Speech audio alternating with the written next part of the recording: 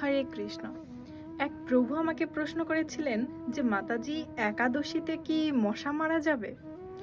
দেখুন, একাদশীতে তো মারা যাবেই না, কিন্তু মশা মারা উচিত নয় বা মশা আপনি মারবেন না, এই কথাটা আমি তখনই বলতে পারবো যখন আমি নিজে মশা মারা ছেড়ে দেব।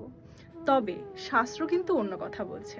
শ্রীমদ্ ভাগবতের 5/2/17 শ্লোকে বলা হয়েছে, ভগবানের আয়োজনে মশা, ছারপোকা ইত্যাদি তুচ্ছ প্রাণীরা মানুষ ও অন্যান্য পশু পাখির রক্ত পান করে জীবন ধারণ করে।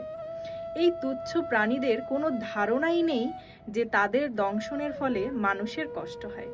কিন্তু মানুষ উন্নত চেতনার অধিকারী।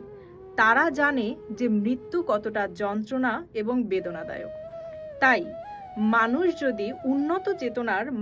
যদি এরকম তুচ্ছ বিবেকহীন প্রাণীদের কষ্ট দেয় বা হত্যা করে, তবে তার পাপ তো অবশ্যই হয়। এই মশা বা ছারপোকা ইত্যাদির হত্যা করার জন্য তাদের অন্ধকূপ নামক নরকে নিক্ষেপ করা হয় এবং সেখানেই মশা ছারপোকার দংশনের মাধ্যমে সে অতিষ্ঠ হয়ে ছটফট করতে করতে এদিক সেদিক ছোটাছুটি করে। এটা শাস্ত্রের কথা। তাই একাদশীতে তো মারা উচিতই নয় বা মারা যাবেই না, বরঞ্চ অন্য কোনো সময়েও মশা বা ছারপোকা মারা উচিত নয়, এমনটা শাস্ত্রে নির্দেশ করা আছে।